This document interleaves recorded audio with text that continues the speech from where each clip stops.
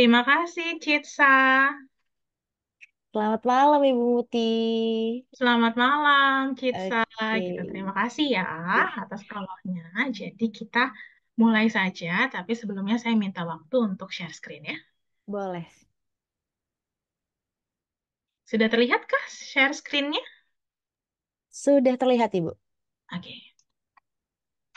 Oke, halo. Selamat malam semuanya. Perkenalkan, saya Muteciria Destilita yang akan menjadi pemateri pada kelas malam hari ini.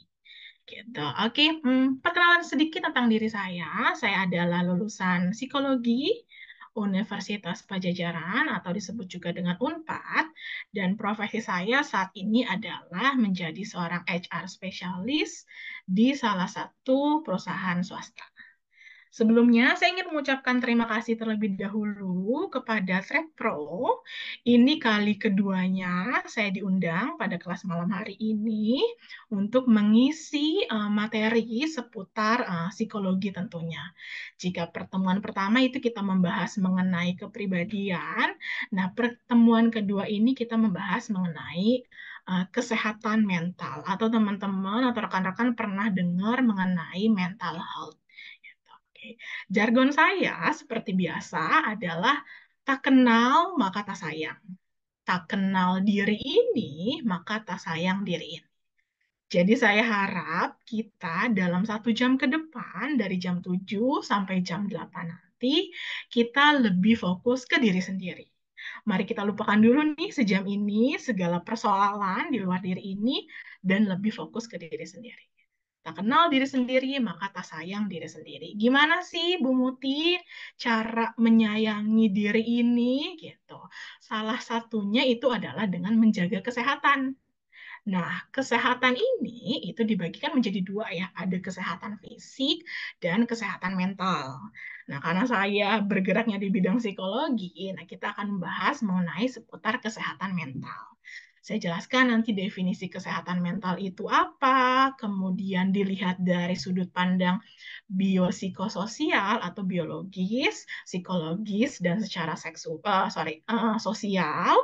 Kemudian faktor-faktor apa saja yang mempengaruhi gitu. Kemudian saya juga akan bahas mengenai bagaimana sih cara menjaga kesehatan mental. Dan terakhir nih ada bonus kita bahas isu mengenai apa sih dampak menyukai Korea nih. Mungkin teman-teman ada yang suka Korea atau K-pop gitu berhubungan dengan kesehatan mental. Oke, tapi itu terakhir. Kita bahas dulu mengenai definisi kesehatan mental. Apa sih, Bu Muti, kesehatan mental itu? Nah, yang pertama, kita akan bahas definisi kesehatan mental berdasarkan WHO. Jadi, menurut WHO, kesehatan mental ini adalah kondisi kesejahteraan mental yang memungkinkan orang untuk mengatasi tekanan hidup, menyadari kemampuan mereka, belajar dan bekerja dengan baik, serta berkontribusi pada komunitas mereka. Kesehatan mental ini merupakan komponen integral dari kesehatan dan kesejahteraan yang mendukung kemampuan individu dan kolektif kita untuk membuat keputusan, membangun hubungan, dan membentuk dunia tempat kita tinggal. Jadi bisa dibilang kesehatan mental ini adalah bagaimana kita bisa mempertahankan kesejahteraan mental kita masing-masing agar kita bisa mengatasi masalah dalam hidup, terus kita bisa bekerja dengan baik, belajar dengan baik, terus bisa berkontribusi pada lingkungan sekitar. Sekarang kita bahas nih bagaimana sih atau definisinya apa sih kesehatan mental dari sudut pandang biopsikososial. Nah, kalau dari sudut pandang biopsikososial, kesehatan mental ini tuh dipengaruhi oleh kombinasi atau interaksi kompleks antara faktor biologis, faktor psikologis, dan faktor sosial. Gitu. Jadi pemahaman tentang kesehatan mental mencerminkan bagaimana individu mencapai dan mempertahankan kesejahteraan mental mereka. Ini nih berdasarkan faktor interaksi biologis, psikologis, serta sosial. Nanti kita bahas satu-satu faktor biologisnya apa, faktor psikologisnya apa, dan faktor sosialnya itu apa. Yang akan kita bahas pertama ini adalah faktor biologis. Emang kesehatan mental ini dipengaruhi dengan faktor biologis, Bu? Ya, berpengaruh. Jadi, ada hubungan secara garis lurus antara tubuh kita, biologis kita, fisik kita, dengan kesehatan mental. Salah tiganya ini ada dari faktor genetik, faktor neurokimia, dan faktor kondisi fisik. Nah, kalau genetik itu adalah kecenderungan atau potensi untuk mengembangkan kondisi kesehatan mental tertentu yang diwariskan dari orang tua. Gitu. Jadi kan kalau kita mendapatkan DNA dari orang tua atau DNA orang tua itu pasti diwariskan kepada DNA anak. Nah, jika misalkan di kondisi tertentu adanya kondisi kesehatan mental yang terjadi atau adanya gangguan kesehatan mental yang diakibatkan oleh spesifikasi DNA atau genetik, itu ke garis keturunannya ada kemungkinan diturunkan, sehingga resiko dan potensinya itu lebih besar. Tapi bisa muncul atau bisa enggak sih Bu Muti? Tergantung. Tergantung apa? Nanti dihubungkan dengan psikologisnya, kemudian stimulus lingkungan sekitarnya itu berpengaruh. Yang pertama genetik. Yang kedua neurokimia. Apa nih sih? Bu, neurokimia itu adalah bagaimana zat kimia itu ternyata berpengaruh loh teman-teman ke kesehatan mental seseorang. Jadi zat kimia yang terutama ada di dalam otak kita.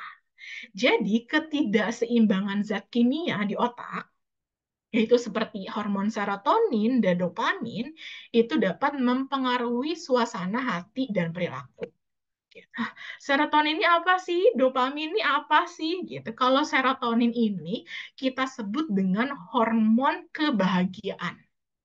Kalau dopamin ini adalah hormon keseimbangan gitu. Jadi serotonin nih, kalau serotoninnya ternyata kadar hormon serotonin terendah, itu bisa jadi stres, bisa jadi depresi gitu.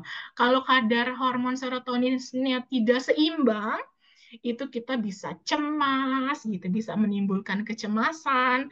Begitu juga dopamin. Nah, kalau dopamin, kalau serotonin ini lebih ke mood, lebih ke emosi gitu. Nah, kalau dopamin ini lebih ke hormon penghargaan, motivasi gitu, kepuasan dan ada hubungannya juga dengan gerakan kalau dopamin. Gitu. Kalau dopaminnya ini terlalu tinggi gitu, itu bisa menimbulkan halusinasi atau nanti berhubungan juga dengan schizofren gitu. Kalau terlalu rendah itu ada hubungannya dengan kekakuan sama gerak tubuh. Gitu. Kemudian ada kondisi fisik juga ternyata berpengaruh ke kesehatan mental gitu. Seseorang yang punya penyakit kronis gitu, ada riwayat penyakit kronis, pernah cedera otak atau ada masalah hormon itu dapat berdampak pada kesehatan mental. Tadi biologi, sekarang kita bahas psikologisnya. Jadi faktor psikologis ini mencakup aspek-aspek emosional, kognitif, gitu, bagaimana seseorang berpikir, kemudian merasakan sesuatu atau perasaannya dan berperilaku. Salah tiganya ada kepribadian, pengalaman hidup, dan cara berpikir ini berpengaruh ke kesehatan mental seseorang gitu. Sifat pribadi seperti dia optimisme atau resiliensi dan penghargaan diri atau kita sebut juga dengan self esteem itu dapat mempengaruhi kesehatan mental seseorang. Nah, optimisme dia orangnya cenderung pesimis atau dia orangnya cenderung optimis itu bisa mempengaruhi. Resiliensi ini apa sih Bu Muti gitu? Resiliensi ini adalah gimana kemampuan seseorang untuk dapat pulih atau dapat menangani hal jika dia berada di keadaan stres atau dia tertekan gitu, tertekan oleh rasa stres gitu. Jadi ada orang yang gampang stres, kemudian ada orang yang tidak gampang stres, itu adalah daya resiliensi dia gitu. Daya di mana dia mampu untuk apa pulih atau segera bisa menangani jika dihadapkan oleh situasi stres. Itu namanya daya resiliensi. Itu. Kemudian pengalaman hidup, jadi dia pernah ada trauma kah ketika kecil, ketika remaja atau ketika dewasa juga gitu. Ada histori pernah kehilangan atau pengalaman hidup yang signifikan dan dapat berdampak besar pada kesehatan mental. Jadi, setiap orang, setiap manusia itu kan mengalami pengalaman hidup yang berbeda-beda gitu, mengalami tantangan hidup atau masalah yang berbeda-beda. Gitu, ada yang pernah trauma, gitu, ada yang pernah merasa kehilangan. Nah, itu tuh mempengaruhi kesehatan mental seseorang. Gitu. Jadi setiap orang itu pasti punya cerita atau historinya masing-masing. Nah, bagaimana dia menanganinya? Gitu. Apakah dia mampu, daya tahannya, daya resiliensinya, itu dapat mempengaruhi kesehatan mentalnya. Kemudian cara berpikir ini berpengaruh sekali. Bagaimana pola pikir kita, kemudian kognitif itu bagaimana sudut pandang kita, dan juga keyakinan kita. Oke. Kemudian faktor sosial. Nah, ini faktor sosial juga sangat berpengaruh kepada kesehatan mental seseorang.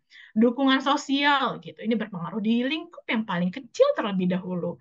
Keluarga yang paling kecil, kemudian lebih besar ke teman, yang lebih besar lagi ke komunitas, itu dapat berpengaruh pada kesehatan mental gitu. Apakah dia diberi perlindungan gitu sehingga dia tidak gampang stres gitu. Kemudian dibantu oleh teman-teman dan keluarganya dalam pemulihan dalam masalah kesehatan mental itu sangat berpengaruh. Kemudian status sosial ekonomi juga ternyata berpengaruh loh teman-teman ke kesehatan mental seorang, bagaimana kondisi ekonominya, kondisi ekonomi keluarganya, lalu ada pekerjaannya, bagaimana kita memilih pekerjaan itu juga dapat menentukan kesehatan mental kita. Kemudian akses ke layanan kesehatan juga dapat mempengaruhi. Kemudian yang terakhir ini budaya dan lingkungan. Norma budaya, apalagi kan kita budayanya beraneka ragam ya, norma budaya, nilai-nilai lingkungan, dan kondisi lingkungan itu dapat mempengaruhi. Nah, kalau tadi kan kita ngebahas nih faktor apa saja yang mempengaruhi kesehatan mental seseorang, ada faktor biologis, psikologis, sama sosial. Nah, kemudian cara untuk menjaga kesehatan mental itu seperti apa sih, Bu? Gitu. Nah, kita lihat juga nih dari sudut pandang biologisnya, dari sudut pandang psikologisnya, dan sudut pandang sosialnya. Yang pertama kita bahas faktor biologisnya terlebih dahulu. Bagaimana sih cara menjaga kesehatan mental dari faktor biologis gitu ya. Oke, yang pertama, ada tiga hal yang akan saya bahas. Yang pertama adalah pola makan, kemudian aktivitas fisik, dan yang ketiga adalah tidur yang cukup. Saya kan tadi bilang ya teman-teman bahwa gimana kesehatan tubuh kita ini berbanding lurus dengan kesehatan mental kita. Gitu. Yang pertama makan gitu. Konsumsi makanan yang seimbang yang kaya akan nutrisi, vitamin, mineral untuk mendukung fungsi otak yang optimal. Kemudian kita harus hindari makanan yang tinggi gula, lemak jenuh yang dapat mempengaruhi suasana hati dan energi gitu. Dalam dunia psikologi, ini setahu saya ada studi yang lagi berkembang, yaitu mengenai kamu adalah apa yang kamu makan. Gitu. Jadi apa yang kamu makan itu tuh dapat mempengaruhi diri kamu gitu dari bersikap, bertindak, attitude, perilaku. Jadi orang yang banyak makan sayur rendah gula, orang yang terlalu banyak makan lemak, orang yang terlalu banyak makan daging, orang yang terlalu banyak makan yang gurih-gurih itu ternyata mempengaruhi kita baik dalam kesehatan maupun mental. Karena misalkan yang masuk ke tubuh kita, baik itu nutrisi, vitamin, dan mineral, itu kan mempengaruhi biologis kita. Itu juga akan mempengaruhi juga hormon serotonin dan dopamin yang tadi kita bahas. Gitu. Jadi ternyata apa yang kita makan, itu adalah diri kamu. Gitu. Jadi makanan itu adalah merepresentasikan diri kamu. Makanya, kenapa kita harus pilih makanan yang sehat. Gitu. Jadi apa yang kamu makan, itu adalah bagaimana kamu menyayangi diri kamu sendiri. Jadi yang masih jajan-jajan nih, yang gurih-gurih gitu ya, yang terlalu tinggi garamnya, yang terlalu tinggi gulanya, gitu. Kemudian yang kedua adalah aktivitas fisik. Berolahraga secara teratur untuk meningkatkan kadar serotonin yang dapat mengurangi stres. Jadi ternyata olahraga yang teratur, ketika kita berolahraga, itu kadar serotoninnya itu naik. Jadi kalau kadar serotonin kan tadi berhubungan dengan hormon kebahagiaan ya, ini dapat mengurangi stres, juga dapat meningkatkan suasana hati. Jadi memang aktivitas fisik ini selain berguna buat tubuh kita ternyata berguna juga bagi kesehatan mental. Saya pernah dengar suatu podcast, saya lupa siapa, pengisinya itu psikiater. Jadi memang olahraga itu tuh sangat mempengaruhi mental kita gitu. Kalau lagi stres atau apa, olahraga aja yang ringan, yang memang sesuai dengan tubuh kita. Itu. Kemudian yang ketiga adalah tidur yang cukup. Nih benar sekali. Pastikan mendapatkan tidur yang berkualitas dan cukup setiap malam. Idealnya itu minimal 7 jam sampai maksimal di 9 jam. Jangan terlalu lebih gitu. Tidur yang cukup juga dapat membantu dalam pemulihan fisik dan mental serta meningkatkan fungsi kognitif. Juga tidur cukup juga membuat hormon dopamin tadi lebih seimbang gitu. Karena kan tubuh kita juga harus istirahat, otak kita juga perlu istirahat. Makanya tidur yang cukup itu sangat penting. Terus kalau dalam psikologisnya, ini ada tiga. Yang pertama mengelola stres, yang kedua pikiran positif, yang ketiga adalah cari bantuan profesional. Gitu. Yang mengelola stres itu adalah pelajari teknik manajemen stres seperti meditasi, yoga, atau pernapasan dalam untuk meredakan ketegangan. Temukan safe place atau my best self treatment. Gitu. Ini yang mengelola stres ini menarik. Ada istilah waktu ketika saya kuliah gitu ya, kadang-kadang manusia itu lupa bernafas. Kok bisa ya, Bu, manusia lupa bernafas, pingsan dong gitu. Kadang-kadang kita tuh lupa untuk bernafas secara teratur. Gitu. Makanya nih kalau misalkan ada orang lagi cemas atau lagi stres, lagi ada tekanan yang luar biasa, biasanya dikasih minum dan disuruh inhale exhale. Tarik nafas, buang nafas, tarik nafas, buang nafas. Itu bisa dicoba oleh teman-teman gitu. Jadi kalau lagi ada keadaan stressful, coba atur nafasnya. Tarik yang dalam, buang, tarik yang dalam, buang. Ini benar-benar bisa meredakan ketegangan gitu. Jadi jangan lupa bernafas. Kita pasti setiap detiknya kita bernafas ya, tapi bernafas yang benar itu dapat menstabilkan apa ya emosi juga dan memberi rasa tenang. Kemudian yang safe place ini menarik. Jadi ketika saya kuliah dulu gitu, saya diminta dosen saya psikolog, temukan safe place kamu tuh apa gitu. Jadi ketika kamu tegang, ketika kamu stres, cari deh, pejamkan mata, temukan safe place-nya apa gitu. Teman-teman juga boleh cari sekarang safe place saya itu apa ya yang membuat saya ngerasa relax, yang ngebuat kita ngerasa tenang gitu. Kalau saya sih safe place-nya ketika saya memejamkan mata, saya lagi bayangin saya ada di Lembang gitu misalnya. Karena kebetulan saya orang Bandung gitu. Saya pikiran saya akan tenang kalau saya berada di hutan Lembang yang banyak pohon pinus gitu. Jadi ketika saya merasa tegang atau cemas, saya tarik nafas sebentar, pejamkan mata gitu, bayangin safe place saya, inhale, exhale, itu tuh benar-benar meredakan ketegangan gitu, atau meredakan rasa cemas. Coba teman-teman cari safe place-nya dan setiap orang itu pasti berbeda-beda. My best self treatment ini apa? Ini sebenarnya nyambung waktu kayak kalau ada yang ikut pertemuan pertama ya, kalau yang introvert extrovert itu adalah cari kegiatan yang benar-benar kalau kita ngerasa stres, kalau kita ngerasa lelah secara fisik atau mental, kegiatan apa sih yang kita hadiahi untuk diri kita? Gitu, kegiatan apa yang kamu senangi dan memang itu treatment atau hadiah untuk diri kamu sendiri gitu. Misalkan kalau ekstrovert kan ketemu teman-teman, nonton konser gitu. Ada yang sukanya di kamar, baca buku, dengerin musik, atau nonton drakor gitu. Coba cari hal yang kamu rasa kegiatan itu tuh kamu hadiahkan untuk diri kamu supaya bisa melepas rasa penat atau lelah. Oke, itu cara mengelola stres. Menarik sekali ya kalau kita bahas mengelola stres. Yang kedua adalah pikiran positif gitu. Praktikkan pola pikir positif dan self-talk yang konstruktif untuk membangun harga diri dan optimisme. Jurnal syukur dapat membantu fokus pada hal-hal positif dalam hidup dan meningkatkan kesejahteraan. Nah, pola pikir yang positif ini siapa yang menciptakan? Diri kita.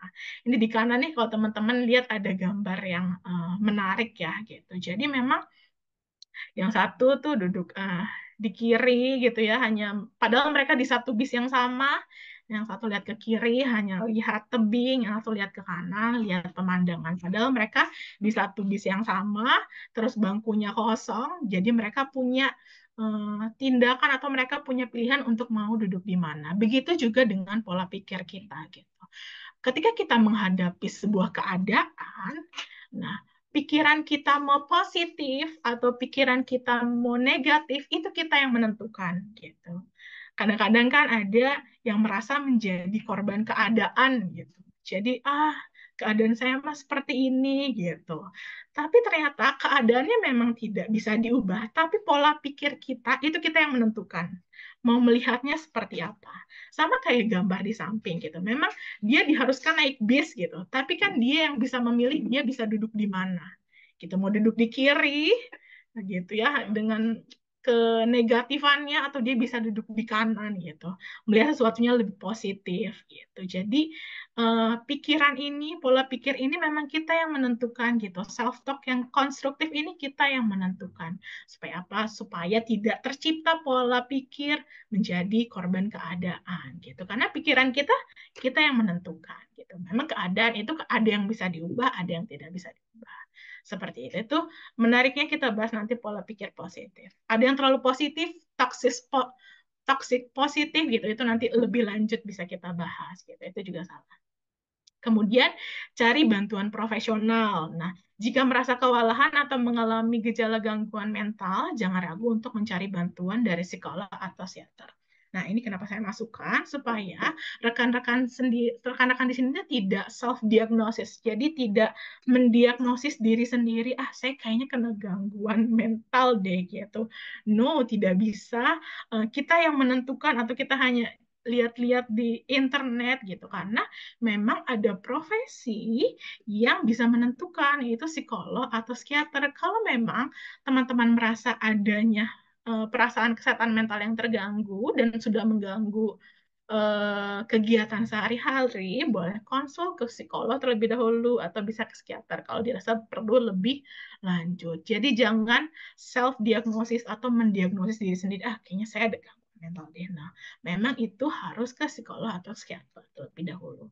Atau memang teman-teman hanya lelah, hanya stres gitu ya, hanya butuh liburan, hanya butuh waktu me time, misalnya seperti itu.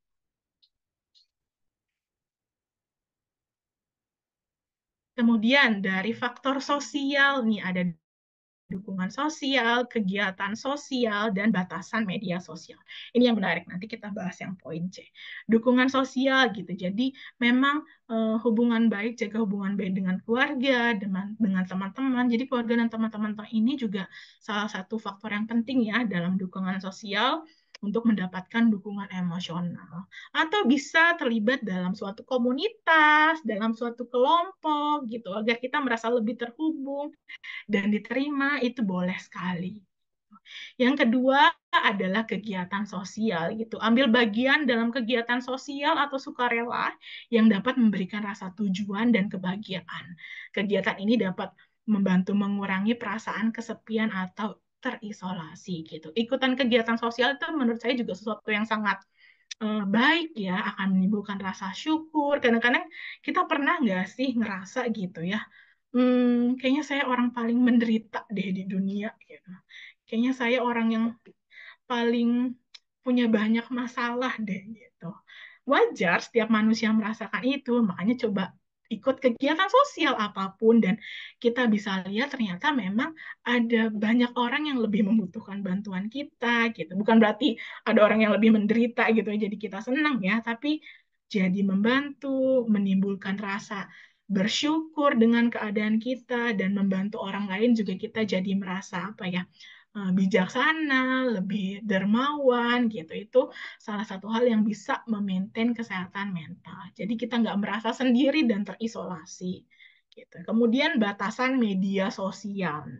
Batasi penggunaan media sosial untuk menghindari perbandingan sosial yang tidak sehat dan cyberbullying nih kalau kata anak-anak zaman sekarang gitu ya.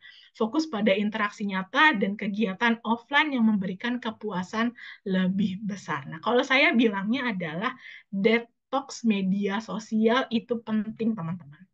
Kalau saya gitu misalnya ya dalam sebulan saya seminggu gitu nggak buka TikTok, nggak buka Instagram, nggak buka Twitter gitu ya. Walaupun awalnya sulit ya.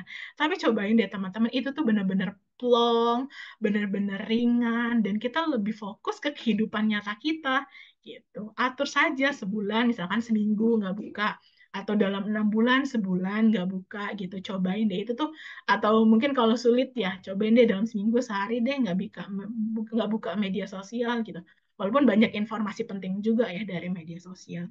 Itu tuh akan merasa apa ya? Kalau saya sih merasa nyaman, tenang gitu.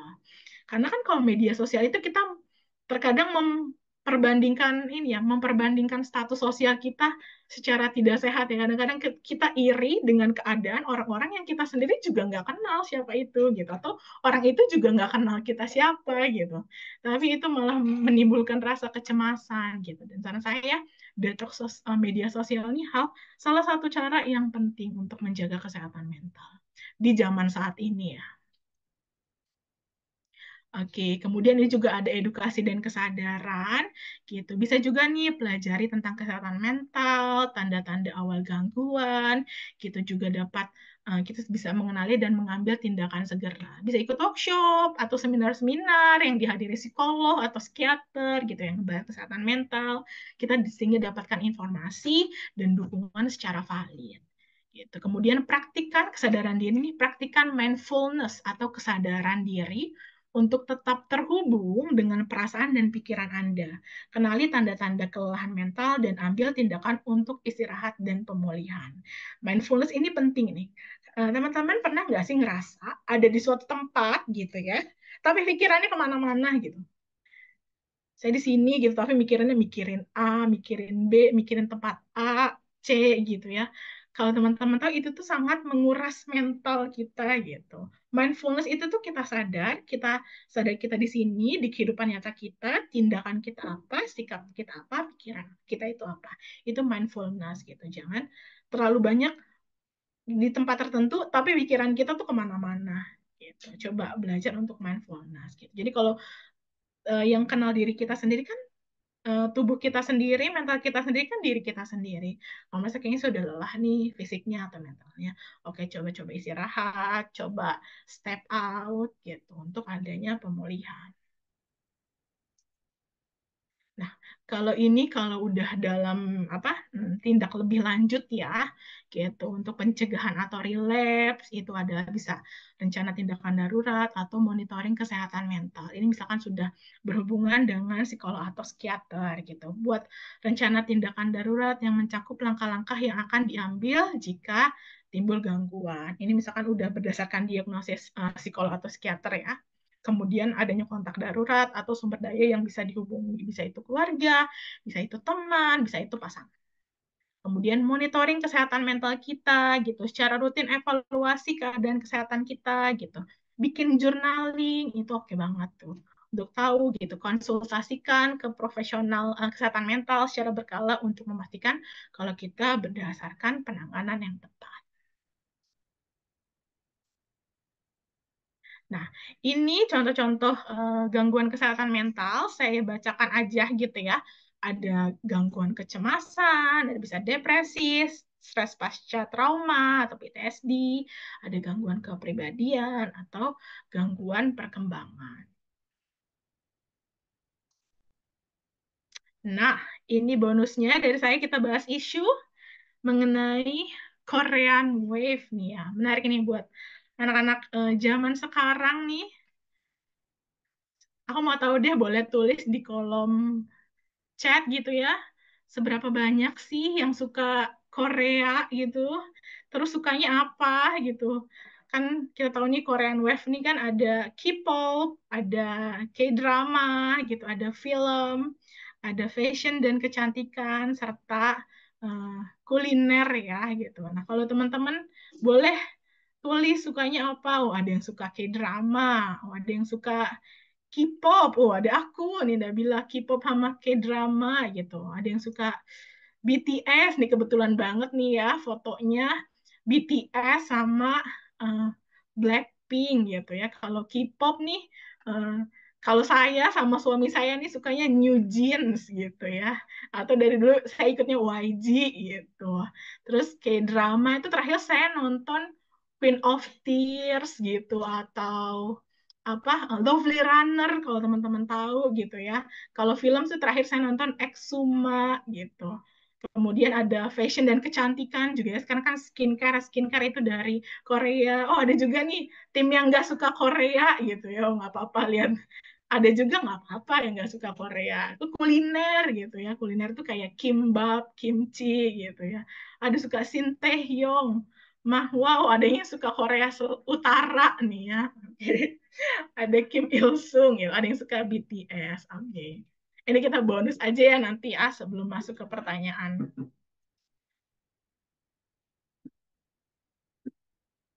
Nah, ini yang akan saya lebih bahas nih mengenai K-pop sih sebenarnya rekan-rekan gitu kan. Kita tahu nih K-pop ini adalah salah satu apa elemen terbesar dalam Korean Wave ya gitu. Jadi apalagi musik K-pop ini popularitasnya sudah global, terus penggemarnya juga sudah internasional dan besar gitu. Kemudian juga kita tahu kalau K-pop ini biasanya koreografinya rumit, terus penampilan visualnya juga menarik, dan musiknya juga berkualitas tinggi gitu. Coba lihat di sini, ada yang disuka enggak gitu. K-popnya setahu saya ini ya, yang tahu-tahu aja gitu. Misalkan ada BTS, NCT, kemudian TXT, Stray Kids, ENHYPEN gitu. Treasure, ATEEZ, ada Blackpink, ada New Jeans, ada Sarifim, IVE, aespa, Baby Monster sama ILET. Oh, ada yang Baemon juga gitu ya. Oh, banyak ya, lumayan juga nih yang suka dengan K-pop ya. Ada yang suka apa? Day Six ya. Oke. Nah, ini nih apa nih hubungannya? Ngaruh nggak sih, Bu? Gitu suka dengan K-pop ini ke kesehatan mental itu ternyata ada pengaruhnya loh, teman-teman. Oh, ada yang suka XO juga tuh katanya. Oke. Apa sih ngaruhnya kesehatan mental ke dampak suka K-pop ini? Yang pertama, nih kan kita bahas tadi ya ada faktor sosial yang mempengaruhi kesehatan mental. Nah, biasanya kalau K-pop gitu kan punya fandomnya ya, ada komunitasnya dan menimbulkan rasa kebersamaan. Nah, ini berdampak pada faktor sosial ternyata teman-teman. Jadi kalau suka K-pop itu biasanya K-pop fandom ini memberikan rasa kebersamaan dan komunitas gitu, di mana remaja itu dapat menemukan teman dengan minat yang sama gitu. Aktivitas fandom seperti konser, fan meeting, dan proyek penggemar menikmati rasa kebersamaan dan dukungan sosial gitu. Jadi ternyata ada dampak positifnya nih bagi kesehatan mental jika suka K-pop gitu atau gabung dalam K-pop fandom gitu. Itu dari faktor sosialnya gitu. Kemudian yang kedua itu adalah dari sisi psikologisnya itu ada inspirasi dan motivasi gitu. Jadi kalau idol K-pop ini biasanya sering bicara tentang perjuangan pribadi mereka, memberikan inspirasi dan motivasi kepada penggemar untuk menghadapi tantangan hidup. Lagu-lagu K-pop juga sering mengandung pesan positif dan menguatkan. Ini berdampak pada faktor psikologis. Karena kan kayak idol-idol K-pop gitu kan menunjukkan bagaimana etos kerja mereka gitu mereka berperilaku secara disiplin untuk menjadi seorang idol. Nah, itu bisa terinspirasi dari sisi psikologis.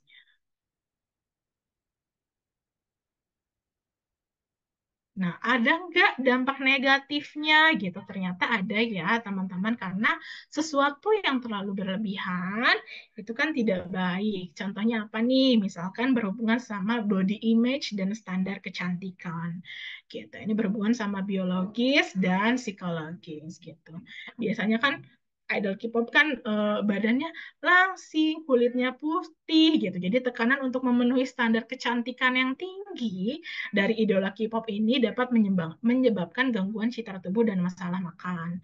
Jadi kayak misalkan remaja merasa mudah tidak puas dengan penampilan mereka, kemudian ngejar diet yang ekstrim atau sampai operasi plastik. Saya harap sih teman-teman nggak ada ya. Gitu. Oh, XO juga ada gitu. Kemudian kecanduan dan kurangnya tidur. Ini faktor biologi. Siapa sih yang sampai kurang tidur gitu gara-gara nontonin reality show K-pop gitu atau nontonin K-drama gitu. Jadi kalau kita mengkonsumsinya secara berlebihan dan menyebabkan kecanduan, ini dapat mengganggu tidur dan rutinitas kita sehari-hari gitu. Karena kita terlalu banyak mengikuti aktivitas idola sehingga mengalami bisa penurunan prestasi atau kesehatan fisik kita. Jadi sekali lagi teman-teman, sesuatu yang berlebihan itu tidak baik. Jadi atur kapan nonton, kapan belajar gitu ya, kapan bekerja kalau ada yang bekerja gitu. Kemudian kapan istirahat. Seperti itu. Oke, sebelum saya lanjutkan, jika teman-teman ada pertanyaan nih seputar kesehatan mental, apapun itu, dan yang berhubungan juga dengan Korean Wave ini, yang berhubungan dengan kesehatan mental, boleh ya tulis pertanyaannya di kolom chat. Kemudian apalagi dampak negatifnya, misalkan adanya cyberbullying dan tekanan sosial. Ini berhubungan dengan faktor sosial dan psikologis gitu. Jadi media sosial ini menjadi platform utama untuk berinteraksi, namun juga meningkatkan resiko cyberbullying. Remaja mungkin merasa tertekan untuk selalu terlihat sempurna di media sosial yang dapat meningkatkan kecemasan atau depresi. Seperti itu kan kalau di media sosial nih kayak ada apa war fandom apa sama fandom apa gitu bisa menimbulkan cyberbullying gitu. Kemudian kan bentuk fisik orang Korea dan Indonesia kan berbeda ya gitu. Jadi memang kalau kayak kan misalkan putih-putih, kalau Indonesia kan lebih beragam, warna kulitnya lebih ke kuning langsat gitu. Jadi jangan sampai kayak kita ingin terlihat sempurna seperti ada K-pop seperti itu. Jadi lebih cintai diri sendiri atau love yourself. Nah, kemudian ini bagaimana mengelola dampak Korean Wave terhadap kesehatan mental? Yang pertama, edukasi dan kesadaran. Ini berhubungan sama faktor psikologis dan biologis, yaitu penting untuk mengedukasi tentang pentingnya kesehatan mental dan dampak dari konsumsi media yang terlalu berlebihan. Kita ikuti ada apa kelas workshop atau diskusi tentang citra tubuh, self esteem atau cara mengelola stres gitu. Kemudian ini penting juga batasan dan kontrol diri gitu. Gimana kita harus mulai membatasi diri atau tidak berlebihan dalam mengkonsumsi konten Korea atau waktu layar yang kurang sehat atau terlalu banyak kita lihat layar gitu. Jadi tetap ya keterampilan manajemen waktu dan pengaturan prioritas itu penting. Oke, kemudian yang terakhir ini adalah dukungan sosial dan profesional gitu. Misalkan ini berhubungan sama sosial ya. Biasanya nih, walaupun misalkan nih ada bapak ibu nih yang punya anak remaja yang suka banget K-pop, tetap harus ada pemantauan ya, gitu. Tetap kita dampingi gitu oleh orang keluarga juga atau juga oleh teman dan komunitas. Oke, ada quotes, it's okay not to be okay gitu. Jadi teman-teman nggak harus ngerasa selalu oke. Kalau teman-teman lagi ngerasa saya kayaknya lelah nih Bu, fisiknya atau mentalnya, coba cari cara bagaimana untuk menghilangkan stres. Karena kita sendiri yang tahu kegiatan apa yang pas untuk kita. Jadi misalnya bisa journaling gitu, atau buat jurnal rasa syukur, bisa me time, ke apa baca buku, nonton film, atau ada yang suka berenang, atau sukanya ketemu orang, ngobrol gitu, mencurahkan hatinya, boleh dengan teman terdekat yang ngerasa cocok gitu, dengan pasangan juga bisa gitu. Kemudian bisa juga pergi atau ikut sebuah komunitas. Oke, terakhir, ini ada sebuah quotes gitu. Anda tidak perlu mengendalikan pikiran Anda. Anda hanya perlu berhenti membiarkan mereka mengendalikan Anda. Dari Dan Millman, jadi intinya adalah jangan biarkan pikiran itu tuh mengendalikan kita gitu. Yang tadi ya ada gambar gitu, tapi kita yang menentukan bagaimana sih kita bertindak, bagaimana sih kita berperilaku gitu, bagaimana itu kita bersikap, itu kita yang menentukan. Kita yang tahu tubuh kita yang tahu kesehatan tubuh kita, kesehatan mental kita gitu, dan kita yang tahu bagaimana cara bertindak untuk lebih menyayangi diri sendiri dan menjaga kesehatan mental maupun fisik.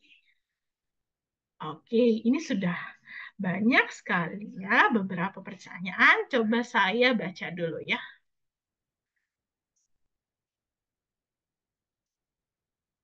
Oke, ini ada pertanyaan dari ini dari Veronica Eka ya. Kakak mau tanya, bagaimana menghindari diagnosa terlalu dini bagi Gen Z yang sangat dekat dengan isu kesehatan mental? Karena biasanya Gen Z karena kemajuan iptek, ilmu pengetahuan dan teknologi, sehingga memudahkan mereka untuk mendiagnosa dirinya sendiri dengan mengambil kesimpulan secara cepat sesuai dengan pengetahuan yang dia cari melalui internet. Oke, menarik sekali ini pertanyaannya Veronica, thank you. Benar gitu, karena Gen Z, kita sebut beberapa generasi ya, ada generasi baby boomer, ada generasi milenial, kalau saya milenial, kalau 97 ke bawah itu sudah masuknya Gen Z. Nah, generasi Gen Z ini benar-benar lekat sekali dengan iptek atau erat sekali dengan teknologi. Ketika Gen Z lahir ini benar-benar kan media sosial, internet itu lagi berkembang pesat-pesatnya gitu. Dan informasi itu masuk tanpa disaring gitu. Kalau zaman saya nggak ada gitu, jadi kita hanya bisa lihat dari buku, dari jurnal gitu, belum ada banyak media sosial, internet belum se-booming sekarang gitu. Jadi kalau Gen Z ini memang tantangannya lebih banyak, informasi yang masuknya lebih banyak, tapi bagaimana pintar-pintar kita memilih mana yang valid, mana yang enggak gitu. Nah, jangan sampai salah diagnosis gitu. Ternyata kita salah diagnosis sendiri terkait kesehatan mental itu kan bahaya ya, potensi bahayanya cukup besar. Nah, gimana sih kita cari sumber internet yang terpercaya gitu. Biasanya sumber internet yang terpercaya kan ada journaling, itu yang memang sudah jelas apa sumbernya gitu. Kalau artikel-artikel saya kurang menyarankan karena belum tentu valid karena kan artikel biasanya juga opini gitu. Tapi dari web-web yang memang resmi gitu yang berhubungan dengan psikologi atau ilmu kesehatan itu menurut saya kita yang harus bisa milah-milih gitu. Dari jurnal itu bisa karena kan kalau jurnal itu ada penelitiannya secara resmi ya gitu. Dari buku itu bisa. Nah, untuk lebih validnya kemana? Ke psikolog atau ke psikiater gitu. Karena eh, kalau di Google gitu ya, di mesin pencarian, ciri-ciri schizofren gitu ya, langsung muncul kan gitu. Dan itu belum tentu tepat, terus kayak, kayaknya saya gangguan mental nih. Nah, itu jangan sampai kayak gitu ya teman-teman, karena belum tentu gitu. Ada penelitiannya, apa, ada diagnosis lebih lanjut gitu, ada tindakan lebih lanjut, ada analis lebih lanjut untuk menentukan kita terganggu mentalnya atau ternyata memang tidak hanya lelah secara fisik atau mental gitu. Jadi benar-benar kita sebagai Gen Z ya, teman-teman sebagai Gen Z itu harus pintar-pintar memilah informasi mana yang dari sumber terpercaya, mana yang dari sumber kurang terpercaya.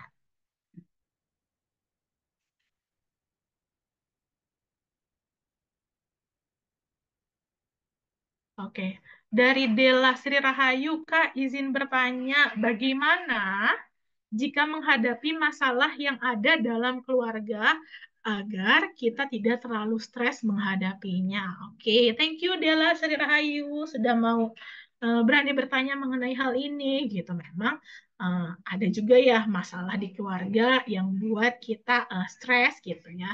Apapun itu. Tapi kalau Dela bisa apa harus kita ngobrol lebih lanjut ya masalah keluarga tentang apa dan sebagainya gitu.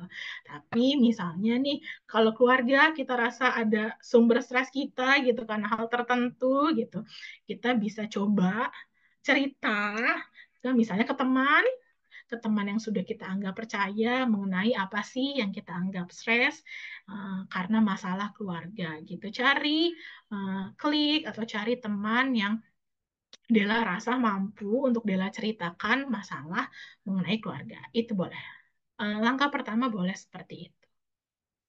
Nanti tergantung nih masalah keluarganya seberat apa dan bagaimana. Nah, oh ini dari Dennis Berkam gitu. Bertanya Kak, bagaimana cara buat sadarkan teman yang gila K-pop gitu sampai dia berhutang sana sini buat beli tiket atau aksesoris atau atribut K-pop Kak. Nah, thank you Dennis pertanyaannya. Tadi kan saya bilangnya sesuatu yang berlebihan itu adalah hal yang tidak baik apapun itu yang nggak hanya terkait K-pop ini gitu. Jadi ketika teman-teman atau berteman dengan orang yang terlalu berlebihan, menyukai sesuatu gitu ya sampai berhutang sana sini kan berarti udah ada kerugian secara materi ya. Kalau kita sebagai teman, kita hanya kewajiban untuk mengingatkan saja gitu. Jadi ingatkan, ingatkan berulang kali. Walaupun mungkin dia denial ya atau melakukan penolakan, tapi tidak ada salahnya kalau memang kita sayang dengan teman tersebut gitu, kita peduli, ingatkan saja terus gitu. Karena memang harus dari dia sendiri sadar gitu. Kalau sesuatu yang berlebihan itu tuh tidak baik. Oh, ini panjang sekali.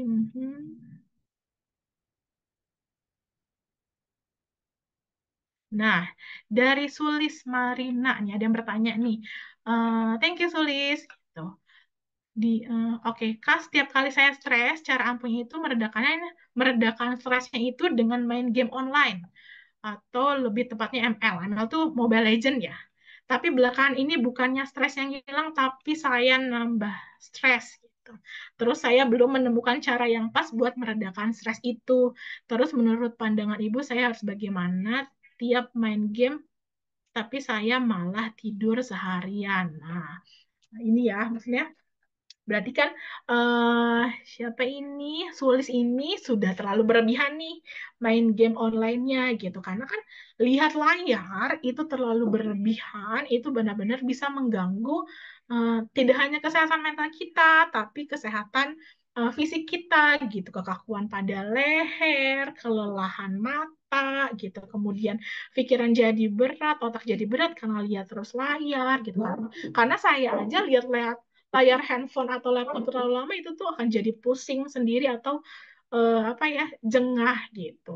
Kemudian kan eh, kalau nggak main game malah tidur seharian gitu ya. Nah, coba Sulis berarti kan ini kebanyakan kegiatannya yang di dalam ya atau pasif ya. Coba kalau berkenan gitu Sulis cari kegiatan yang lebih aktif misalnya keluar gitu. Jalan-jalan kalau bisa me time bisa sendiri, bisa dengan temannya ke alam yang lebih terbuka gitu. Coba deh. Gitu. Jadi nggak hanya main game terus, nggak hanya tidur, itu kan kegiatan hanya di indoor ya atau di dalam ya. Coba jika ada waktu, kalau berkenan keluar gitu. Coba lihat yang hijau-hijau gitu ya. Jadi memang mata tuh kadang-kadang ya kalau stres gitu harus lihat yang hijau itu benar deh gitu. Lihat yang hijau kan kalau tumbuhan itu kan warnanya hijau tuh ya itu misalkan di daerah taman-taman apa coba deh gitu jadi cari cara lain gitu jangan terpaku hanya main game atau tidur saja coba keluar hirup udara inhale exhale gitu pergi ke taman jalan-jalan walaupun mungkin nggak ada tujuan yang begitu jelas coba lakukan itu semoga membantu ya.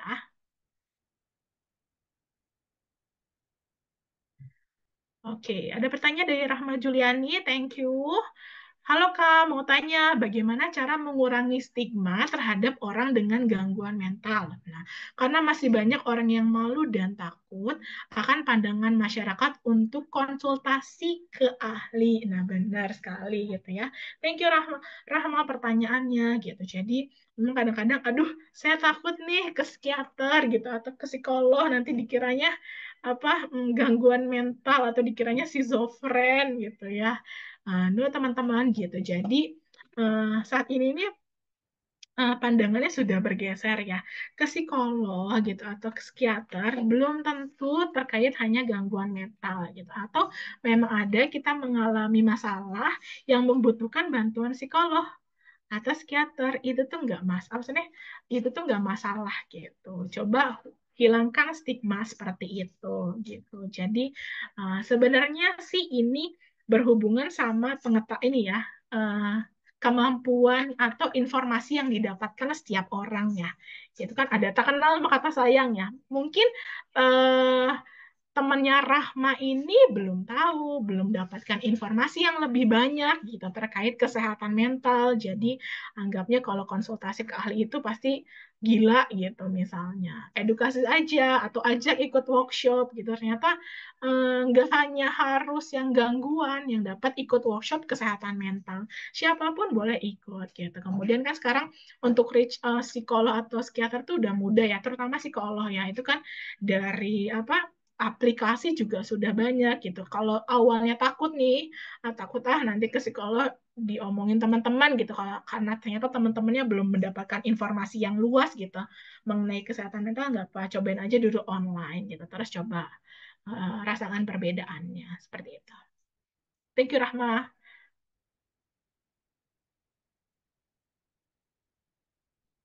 Oke, dari Anissa gitu. Kak izin bertanya, oh ini bagus sekali nih.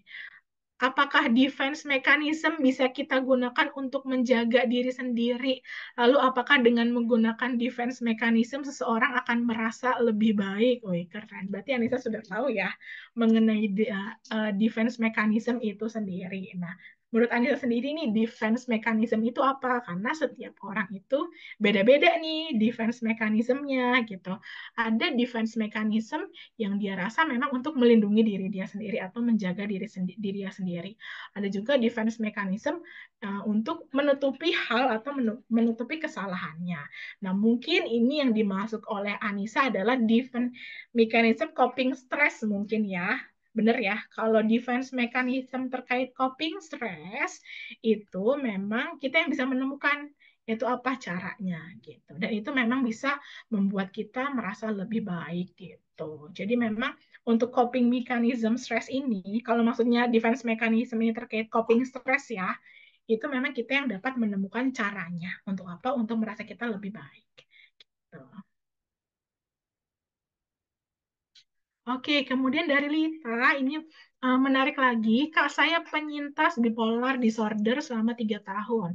Oh, thank you, Lita. Bagaimana ya caranya menghadapi stigma orang dengan mental illness ini tidak bisa bekerja dengan benar atau dianggap tidak produktif? Bahkan kadang seperti merasa tereksklud, padahal saya sangat produktif dan aktif dalam bekerja. Oke, thank you, Lita, atas pernyataannya dan pertanyaannya gitu. Benar Rita. Jadi memang orang-orang penjuang mental illness ini di kalangan masyarakat tertentu itu masih kan mendapatkan stereotip yang kadang kurang baik. Nah, itu makanya adanya workshop, adanya webinar seperti ini gitu.